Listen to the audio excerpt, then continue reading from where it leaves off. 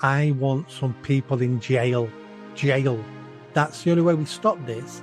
And it's the only way we stop tomorrow's atrocities. So you're not being called a racist anymore now, or far right, by talking about it, because everyone's talking about it. It's true. It's 100% true. But I cancelled my membership because I don't think Reform have my view when it comes to immigration. Hello, and a warm welcome to the Reform Party podcast. Today I have a second returning guest, Mr. Nick Buckley, MBE. Hello, Nick. Hello. Thank you for having me again. You're welcome.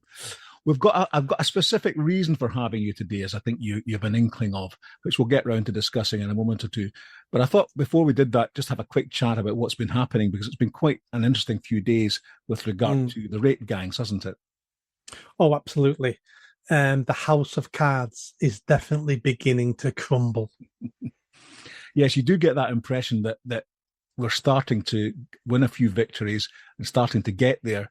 And once you've got the mainstream on board with doing the questioning for you, it's all very well for you and I and others in podcasts and chat rooms to be discussing this sort of stuff. But once it's out in the mainstream, it really starts to really feel as if we're getting somewhere.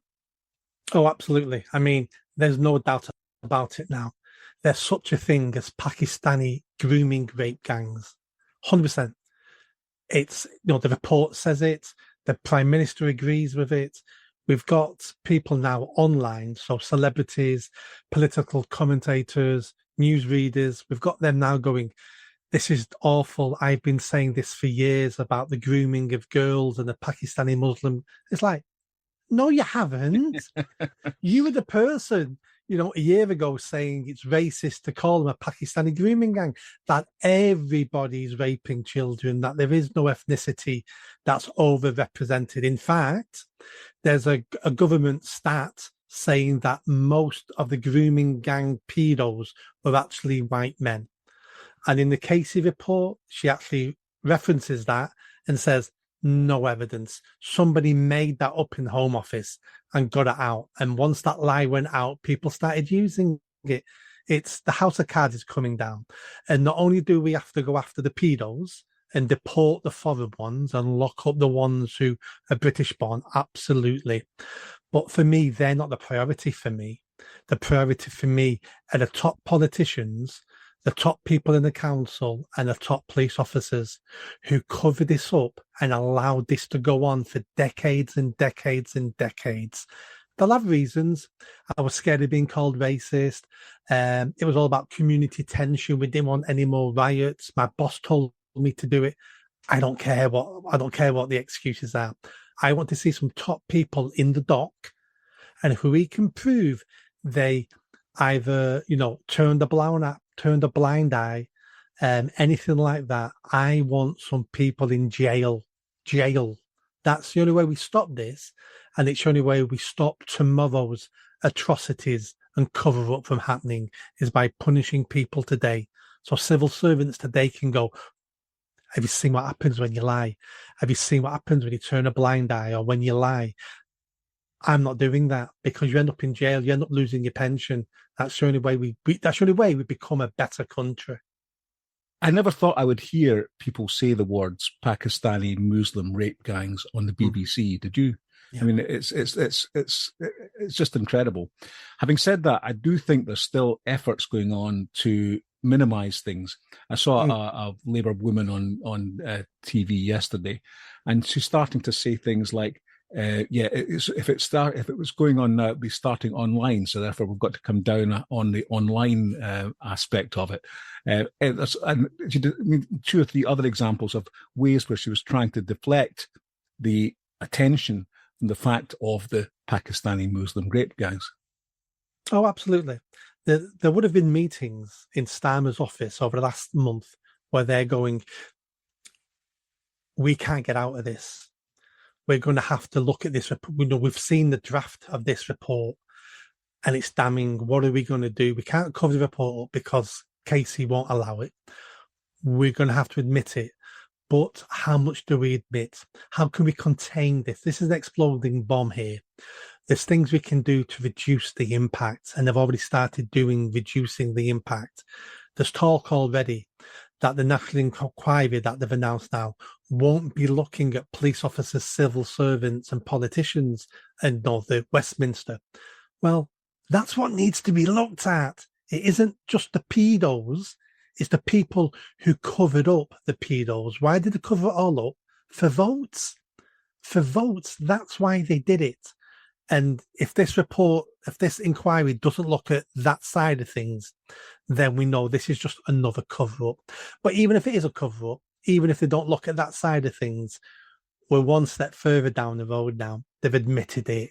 We know it's happened. Everyone's talking about it. You're not being called a racist anymore now, or far right, by talking about it, because everyone's talking about it. It's true.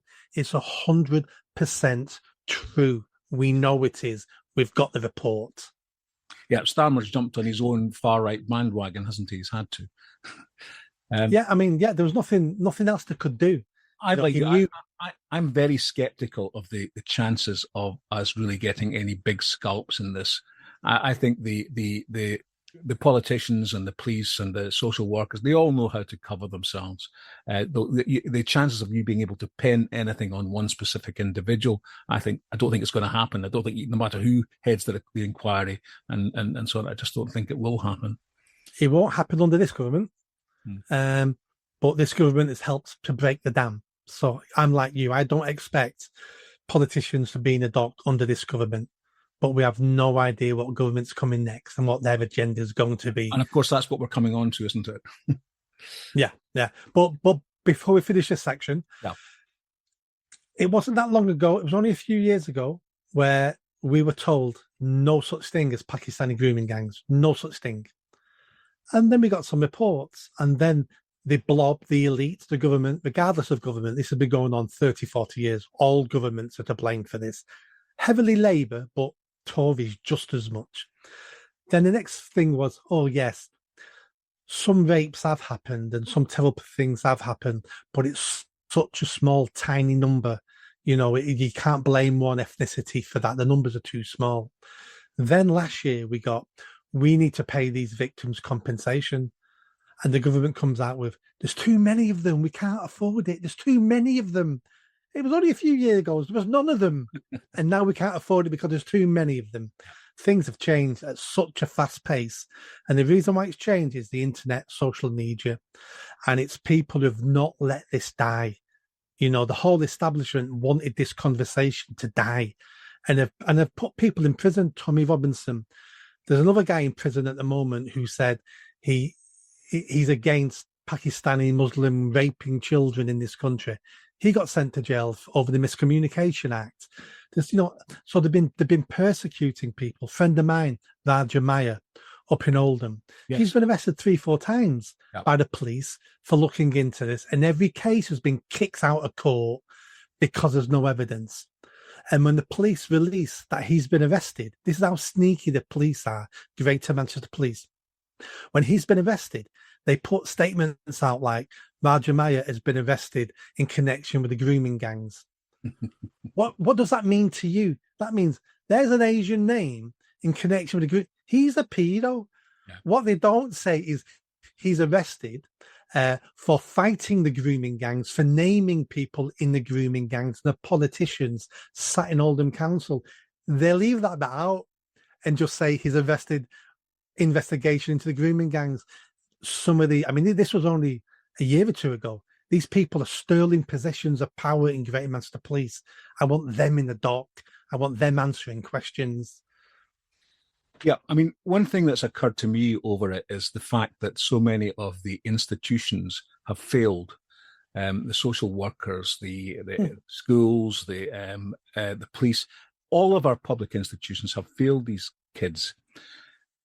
But what occurred to me was that although that's almost what I would expect to happen, I don't trust these institutions in any case. And what it does is it makes the point more clearly that what has happened is the breakdown of the family.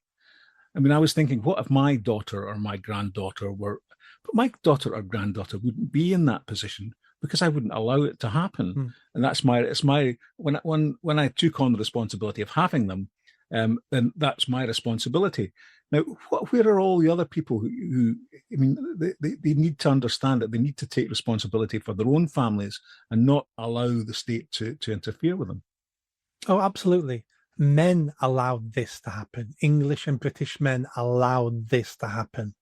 It all started when men were either kicked out of the families or abandoned their families. It happens both ways, depending, on personal circumstances. But that makes no difference. Once those children are still your responsibility as a man, you're still their protector and their provider, regardless of where you live. You should be living in a home,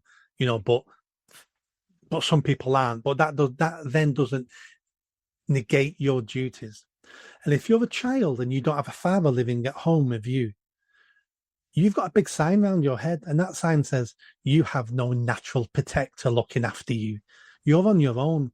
The most you've got is a woman looking after you. Yeah. Woman's not good enough in a dangerous world. No. You're targeted because you don't have a father. Your father might not be a violent man, but you know what? Pedos and criminals don't know that. They just know you've got a father at home. And because you've got a father at home, there's potential violence there.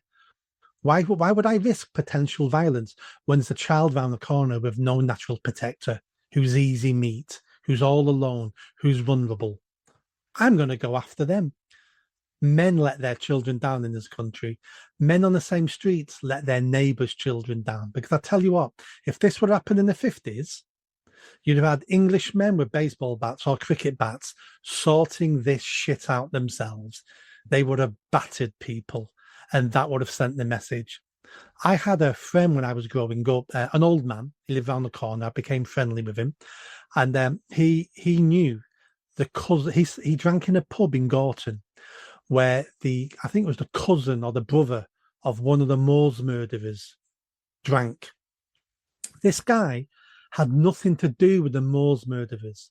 He wasn't involved in the case. He just happened to be related to one of them by blood. He got battered almost every Friday night or assaulted almost every week for having the wrong genes, for having genes that also were shared by monsters. And he got battered because people took it out on him, what one of his family members did. Roll on 50 years. We now have paedophiles living in streets. We know the addresses where they live. They use the same supermarkets as us. We know who they are. And they're safe to walk round the streets.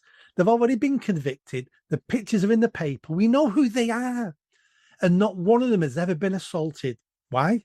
Englishmen aren't made of the same stuff Englishmen used to be made of half a century ago.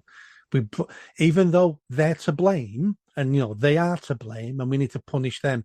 And I know the establishment's also to blame for allowing to having a covering up. But for God's sake, Englishmen and British men need to take some responsibility and say, why didn't I do anything about this? Why didn't I spend 6 months in jail for kicking the crap out of one of these people? Because that might have saved another dozen girls. Why didn't we do more? And that upsets me as well. And we all need to take that on board. We didn't do what we should have done. Yeah, I mean, the other thing I feel about it is that the media, whilst they're now talking about it, they're saying the words on television, they're not really joining the dots in terms of the background to it, in terms of the Pakistani mindset. I mean, I was speaking to somebody who just came out of prison the other day, and he was saying that in the prisons now, they have whole wings which are dominated by Muslim prisoners. And they get different food and everything else. He said, now, in traditionally in prison, a paedophile in prison got a hard time. The rest of the prisoners don't like paedophiles and gave them a real hard time. He said these Muslim paedophiles, they're looked up to. They're actually lauded by the rest of the prison population. He says, I've never seen anything like it. We've also got a huge issue with being converted to Islam in prisons.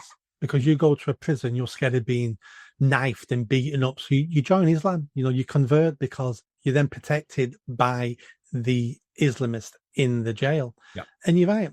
These Pakistani pedos in jail aren't looked down upon. It's like, well, they're only white girls. They're called kafirs.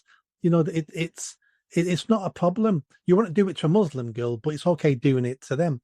But these people's wives, brothers, and sisters all think the same as well. It's a clan mentality. It's my clan against the world's. And after clan comes tribe, then it might come religion, then it might become nation. None of these people have that connection to this land. This land is just better from where they came from. But they don't feel like we feel this is our land. You know, we've got ancestors over 1,000 years buried in this land. You know, our ancestors fought for this country and died for this country. These people haven't got that connection. And most of them are law-abiding citizens, but they're still not connected to this land. They came here because it was better than where they were born. They're nomads. You know, we have English nomads who are now moving to Dubai or moving to America. It's a better life for them. So we have these people in all cultures, not in all countries, but they're not good for this country because they don't put the country first. They put their clan first. But yeah, I mean, our jails have a huge problem. And what this really boils down to is we've become too tolerant because we're now tolerant of people who are intolerant of us and our culture. So, but we're still tolerant to them. And it'll get to a stage where the intolerant will have too much power. And what happens to tolerance then when we're being ruled by the intolerant? And that's the line we're going down. Some people call it empathetic suicide. And that means we're so empathetic, we're so caring about these other cultures and these other people. We're so caring that we don't mind their killing us.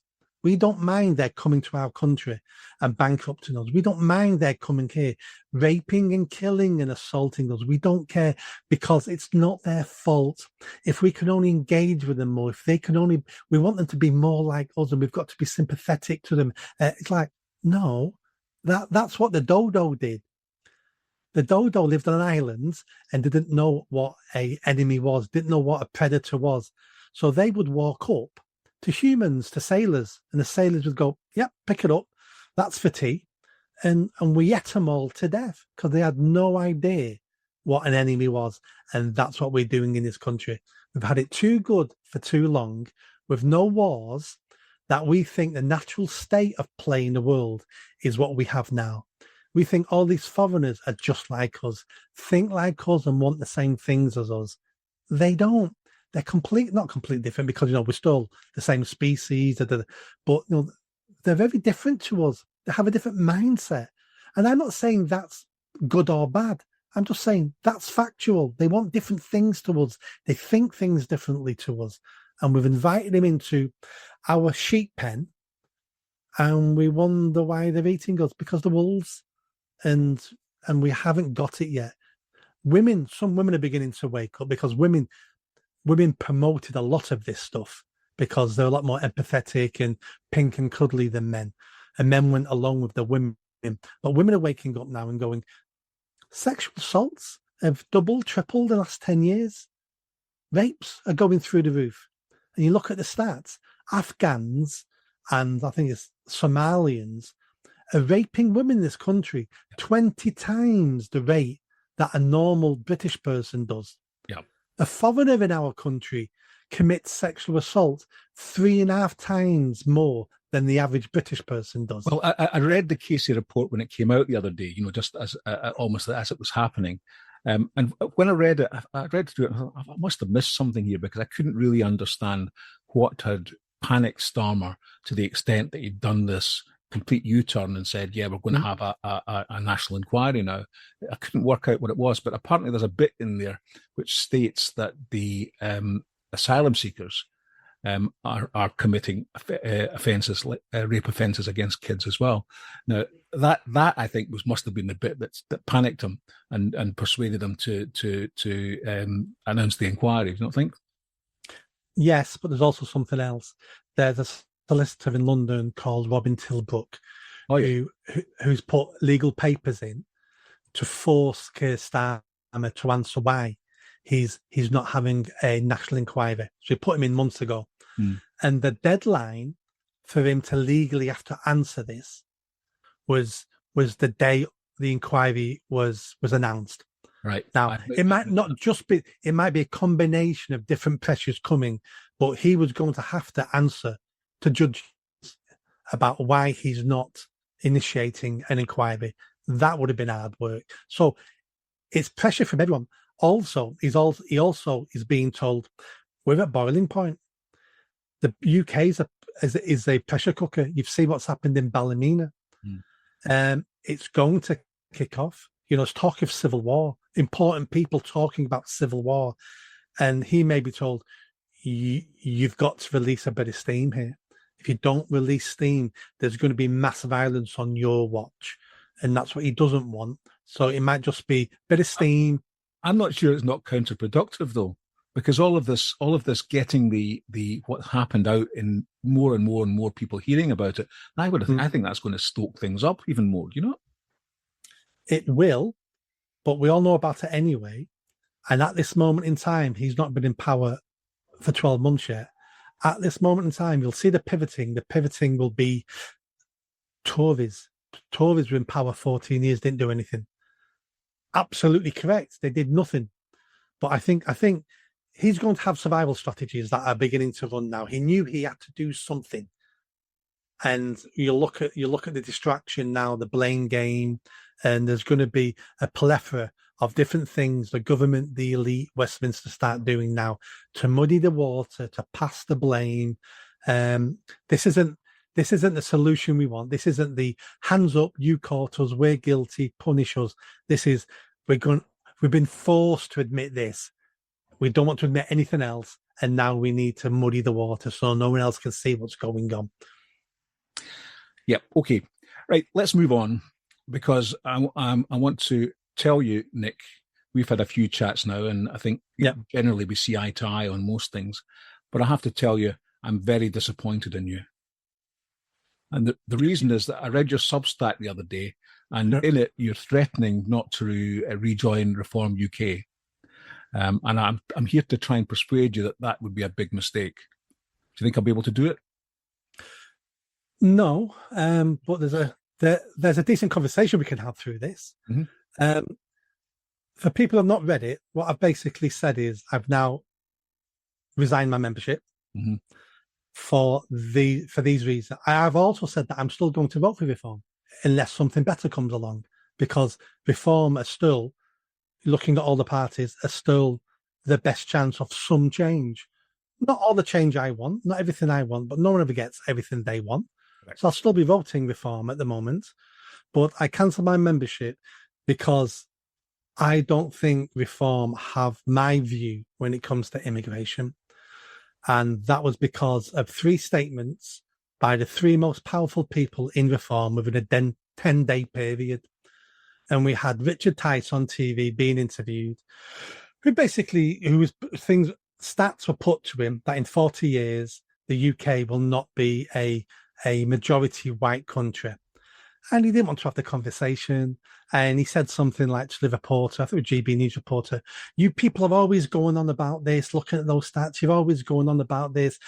In 40 years, I'll be dead. You know, and it's like, well, you might be dead, mate, and I'll probably be dead in 40 years. My grandchild will be alive. If the UK is not a majority white country in 40 years, that's a huge failure. And I'm tired of people like you and politicians like you who don't take these things seriously. And I sort of let that go. Well, yeah, I don't agree with him on that. And then a few days later, we had the announcement of the new chair of Reform UK, David Bull. And David Bull comes out and goes, immigration is a lifeblood of this country. Immigration, we need immigrants. And it's like, what are you talking about? I was on an interview panel with him a year ago, live on Talk TV, I think it was. And he came up with that crap then. And I pulled him and said, we're not a nation of immigrants, like you say. We don't need, immigration isn't our lifeblood, like you say. You need to stop this pink and fluffy narrative, because we're not having it anymore. And he doubles down on it the second he becomes chairman. And I'm like, who picked him as chairman? Who? There's so many better people.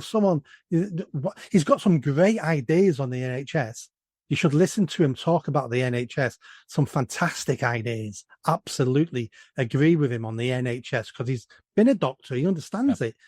And then finally, we had Nigel Farage in Wales talking at a press conference about building houses and houses for Welsh people. And a clever reporter said to him, "What do you mean by Welsh people?" "Oh, Welsh people who have been here 5 years, paid taxes, not broken the law."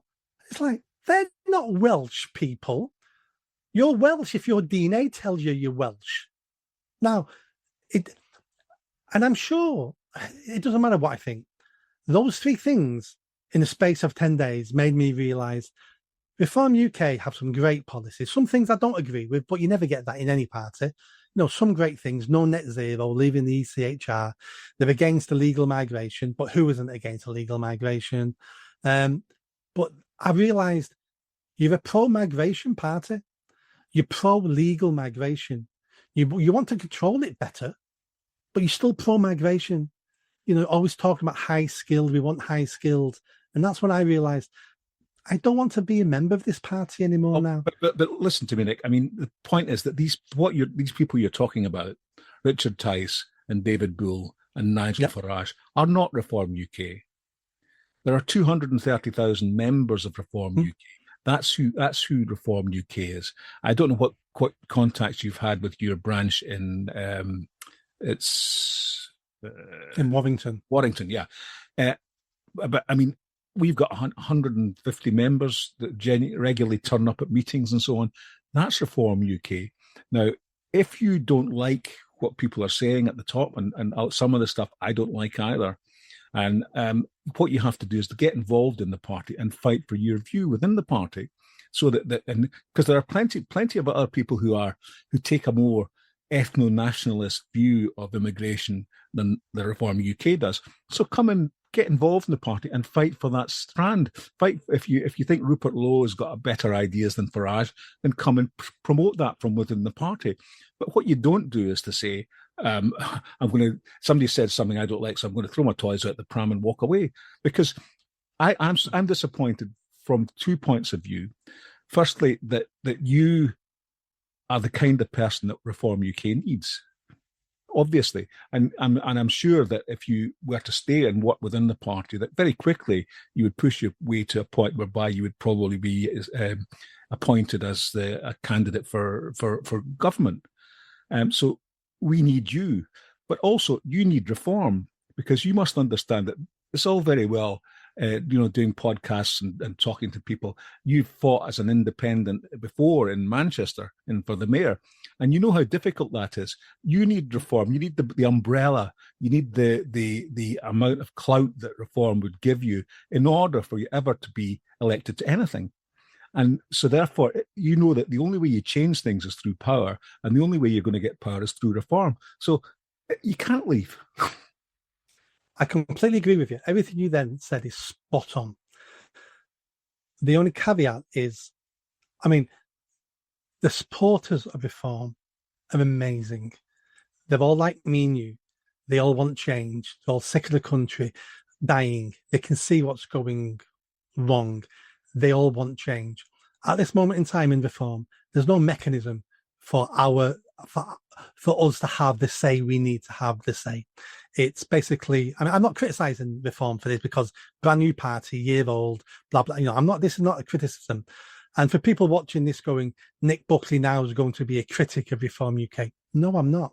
After I wrote that article and resigned, I had no intentions of having a conversation, because I don't want to be known as, sour grapes. He's having no, I'm not going to discuss reform after our conversation today, because it's not for me to discuss reform. It's not for me to criticize other political parties. They need to do what they need to do and what they think is right. But it gets to say, well, we've all got red lines.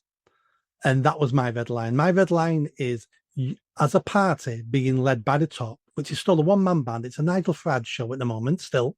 And that's not a criticism, but it's fact, that my views will not be welcomed because they know what they're doing. They've been Nigel Farage knows what to do. He's been wanting to do it for 30 years. Nigel Farage is trying to create the party we needed 20 years ago. And it would have been amazing if we would have got it 20 years ago. Nigel Farage is fighting the wrong fight. He's trying to improve the system. He's trying to deliver what we used to need. The game's changed, the country's changed, the country's dying. We don't need tinkering. We need some dramatic change, some dramatic policies. And he may get there. He may get there. But at this moment in time, they've crossed my red lines. And you're right, I could have stayed. I could have done a bit of brown nosing. Maybe I'd have got to stand as an MP. Maybe if they win the general election, maybe I would have become a minister of one of the departments. Fantastic. But deep down inside, what I'm saying to myself is, you're selling your soul, Nick. Well, because we all have to compromise our principles to some extent, and that's I mean, in a sense, that's what parties are about. I mean, I'm not a party animal at all. I'm very much an individual, and I don't actually like parties. But the problem is that if we're going to save this country, the only way we can do it is through a party. And at the moment, you can talk about Rupert Lowe and all the other far right parties. None of them are going to go anywhere because they haven't got the start. They haven't got the apparatus. They haven't got what we've got. So we're the only game in town for somebody with your views to get a chance to implement them. So please don't leave us. I think, to be fair, I think the bridges are burnt. I don't. Even if I change my mind today, I don't think I would be welcome back. Why not? Who would not welcome you back?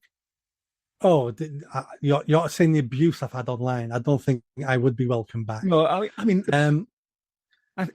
well, can we leave it on an optimistic note then? If I can't persuade you to change your mind immediately, and I do think you need to think about it, what I've said, because we need you. And you need us, so it's a two-way thing. And if we at least leave it that you don't burn your bridges and you don't say I'm never coming back, and because I think you'll find that you one of the problems that you've identified, and you're quite right, is the lack of democratization within the party, and you're also right to say that that's because it's so young. Now that will change.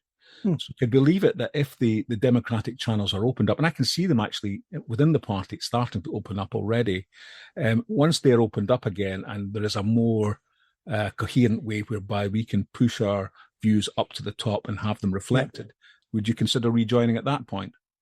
Oh, absolutely. I mean, I've not said I won't join again. I've not said I hate reform. I'm still, I would say, still a supporter of reform because they're the only game in town. And even if they don't deliver what I want them to deliver on the immigration side, I'd be a fool to not want us to leave the ECHR, to cancel net zero, to look at spending across councils and government and then do a bit of a doge. I'd be, this isn't about me. This isn't me cutting off my nose to spite my face. Nick. I mean, I was speaking to Simon Evans the other week. Simon Evans now the deputy leader of Lancashire Borough Council, with his hands on the control of, I think it's over £1 billion in budget. He's doing something real. He's actually affecting things. He's doing, getting rid of waste. He's actually going to change things for people for the better. Now, you could be doing that, but you can only do it within reform. So come back. I think my role for the near future will be I want to reform UK what UKIP was good at, and that's holding people accountable. If I from the outside can push reform down the path I'd like them to go down and understand what the people want, just like UKIP did and ended up with the referendum, what we need to move away from is thinking that any party has all the answers, that any leader has been sent to us by God. Nigel Farage, extremely talented politician, but he's not the Messiah. He knows more, and lots of things he knows more than me about. He knows more than politics than I do. It's not a criticism of Nigel Farage, but we need to ensure that he doesn't lose his way along this journey, because many politicians can get lost. Many politicians get corrupted by the system they're in, and that's what UKIP was really good at. Was that long-term push. I hear what you're saying there, but what I would say to you is that it's a lot easier to push it and to push it in the directions you want from the inside than from the outside. I mean, not necessarily, but not necessarily. But we will see. I mean, this was the first party I ever joined. I joined 6 months ago. First party I ever joined. I've got no intention of joining another party. It's not like I'm now setting up to join UKIP or setting up to join the Tories. I'm not doing any of that. I wanted to join Reform, and I did. And for me, the red line, I just can't cross that red line. Well, let me accept my failure then in terms of get you to change your mind. However, I hope that we can still be friends, and I hope that we can probably do some more podcasts together. And of course, plenty of stuff to talk about.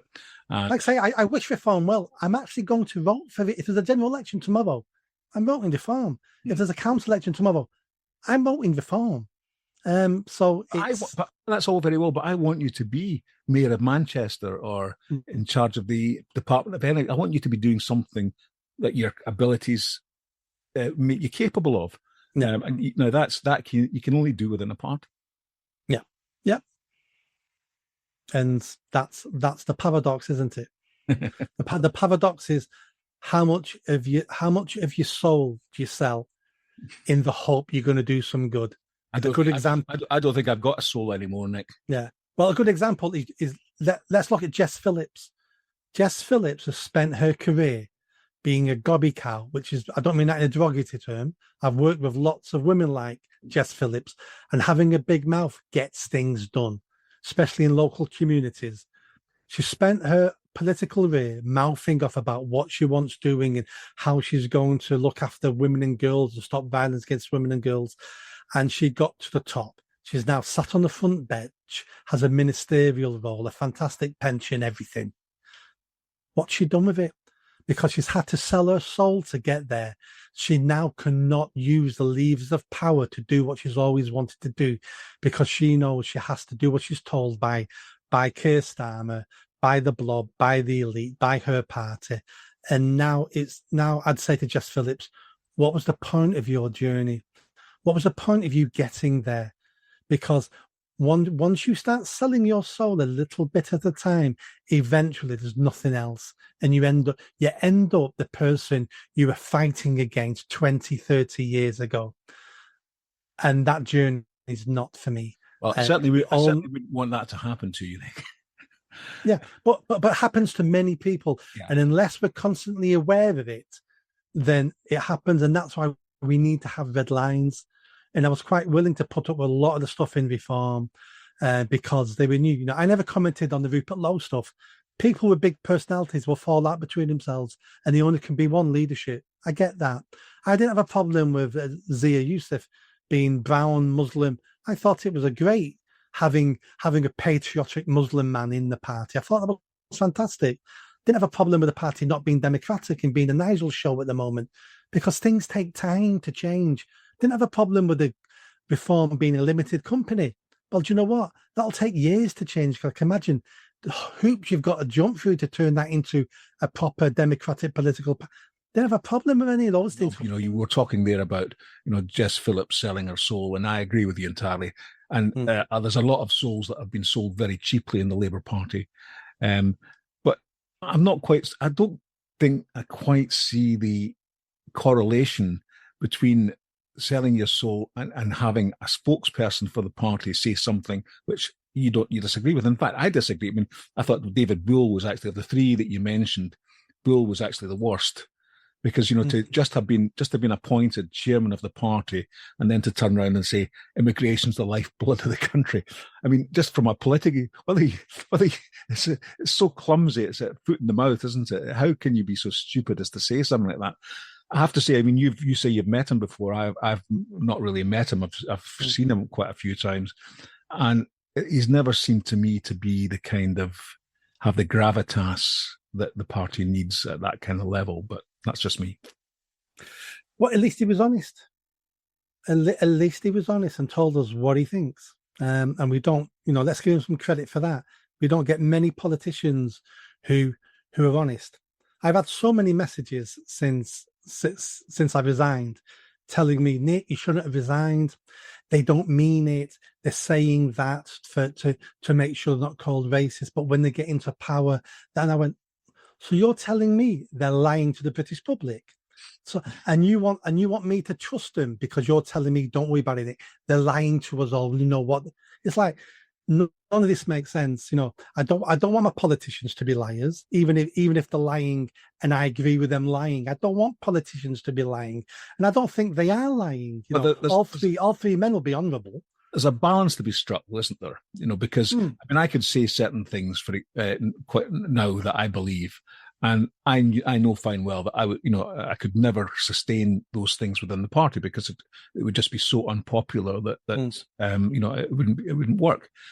So everybody has to draw a line and have compromise in some way with what you actually believe. And that you can describe that as selling your soul. But I mean, as I say, I think to have three people say things that you don't agree with, and in some cases, I didn't agree with them in a lot of cases. That's not enough. It's not enough to leave over. It was enough for me. It was because it was the three most important people in the party over the same topic, and it was like, no, I just can't. I just can't stay any longer. And I'm not a party person, you know. It's hard being in a party, and respect those people who are in parties, who drive it forward, who do all the hard work. And that's all the reform people I've ever met, constantly doing hard work. And they've got the best interests of the country. This isn't about me leaving them. This isn't about me going, I'm leaving, therefore you should all leave. And if you don't leave, you're idiots. I've never said such a thing. I never would say such a thing. I think, reform is needed. People should stay in reform. And I don't tell people what they should do. I don't tell people who to vote for. I don't tell people what parties they should be in. That should be an individual choice for them. I just only can make the choice for me. And this is politics. There is no simple answers. It's a dirty business and it's very difficult. But I would say for people in reform and regarding quite a lot of the abuse I've had, that is like water off a duck's back. Who cares? Abuse me. I've had it for 5 years now. Who cares?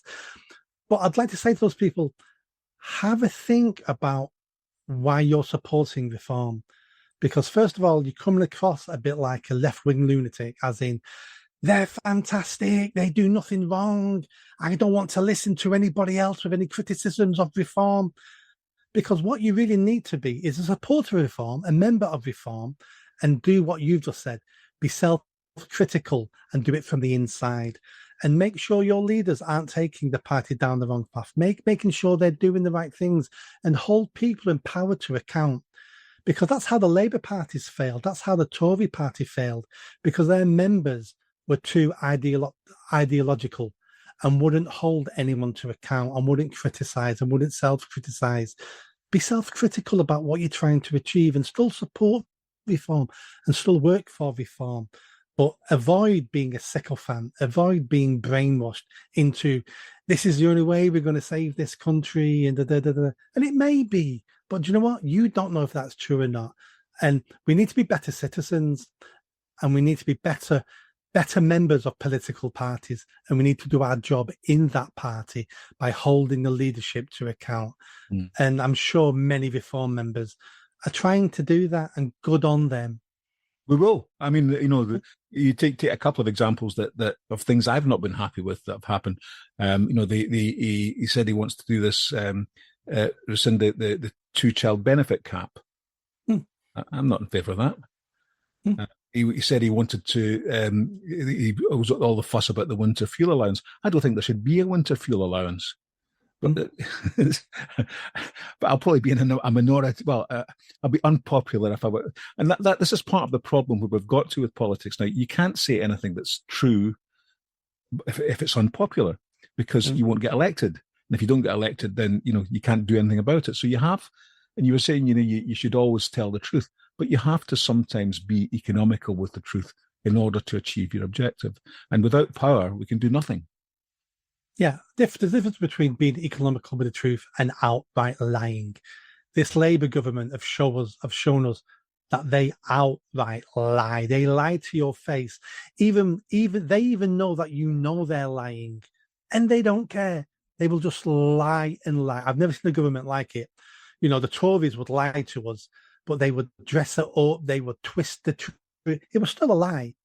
And then, but this government have went, we know you think we always lie, even when we're not lying. So do you know what?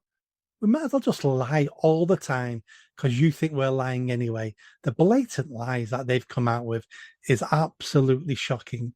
We had a politician on, was it Newsnight the other day or whatever it's called now, where he said most of the illegal immigrants coming on the boats are women and children. And it's like talk about a barefaced lie, but they've been doing it for so long. And I also know why they're doing it. They're doing it because they're not trying to win me and you over.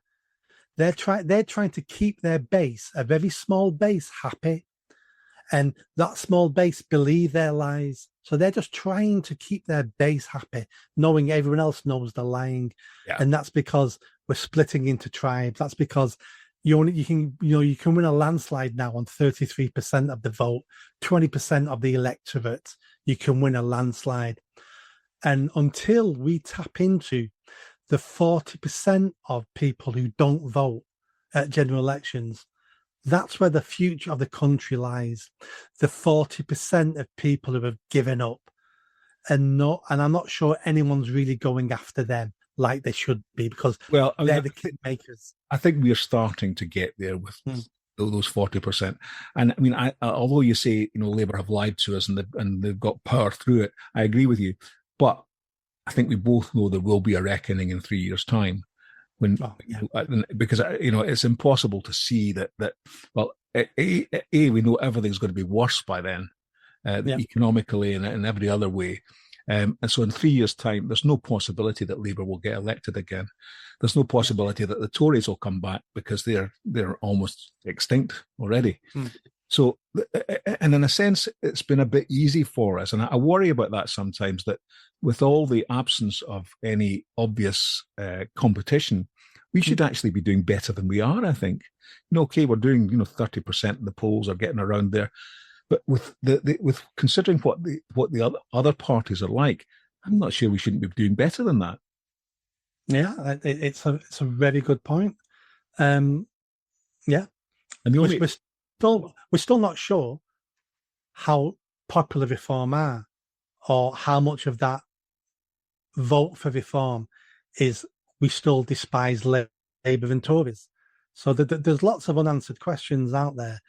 But all Reform can do is ensure that they're a better party and that they're listening to the people. And that's what.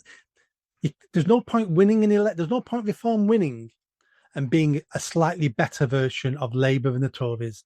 There's no point of that, because that'll just damage respect in politics even more. We need a peaceful revolution, and hopefully Reform are pushing some of that. And I think some of the things that we've talked about that I mean the one that keeps cropping up is Tommy Robinson, isn't it? Because and Nigel took a look at it and said, there's no way, and this goes back to UKIP days when you joined UKIP and it split it up. Nigel's taken a look and said, we're not having any involvement with them, and so on. And we lost a lot of support from some of the right because of that. Now, that's not to say that when we get power, that Tommy Robinson could not come into the frame again. Because once you've got power, you can do anything you like, as Starmer has shown. So I wouldn't get too worked up about internal factions or even Rupert Lowe. That he could come back, but he wouldn't. I don't think he could come back until such time as we have taken power. But then I think there could be a road back for him. So anyway, who knows? These things are all in the future. Oh, politics is fluid. Anything can change. And politics, like you say, it's all about negotiation. If the difference was, if it come down to Reform being the next government, but losing it by one seat, and Rupert Lowe wins his seat again, there's a deal to be done there. I don't think there would be any question there would be a deal done. And this is politics, and that's not a criticism, but this is politics. This is horse trading, and so yeah, it's politics, isn't it? Yeah. Well, I'm quietly confident that we've got enough people with the right views within the party, and as I say, the only way I think we can not succeed is if one of the leadership keep opening their mouths and shooting themselves in the foot. And that damages us to a large extent. But to be honest, I don't think that's going to happen. I think that we have enough momentum that we're going to keep going, and we'll get there. Oh, Reform are here to stay. Reform are here to stay. It's not like it's a flash in the pan, and come next election, next general election, you collapse back down to 7%. No, Reform are here to stay, and 2-3 years is a long time. Anything can happen in that. But most politicians and every politician in the UK at the moment envious of Reform are going, I wish we was in their position. We were speaking to the Labour people the other day, and they said they view us as unstoppable at a local level. In 2 years' time, when we get our elections, that they can't stop us, which is interesting. No, absolutely. And I wish all the supporters of Reform, all the members in Reform, and keep fighting and keep doing what you're doing. But also make sure you have red lines. Make sure you're not going to go along with anything. There has to be a line you won't cross. Yeah, I mean, I think everybody's got the red lines. I mean, I've left things in the past because of red lines. But until the democratic structures are properly formed within the party, which they're not at the moment. Once they're formed, if you then can't have influence, if you can't say, have a vote in the branch that we don't want this, and nothing happens, and they keep forcing it through, it's tricky. But if we get to that stage, then that might make things. But we're not there yet. We have to trust that these things will come in due course. Yeah, and there's a very good chance they will. Good. Well, look, thanks very much for that.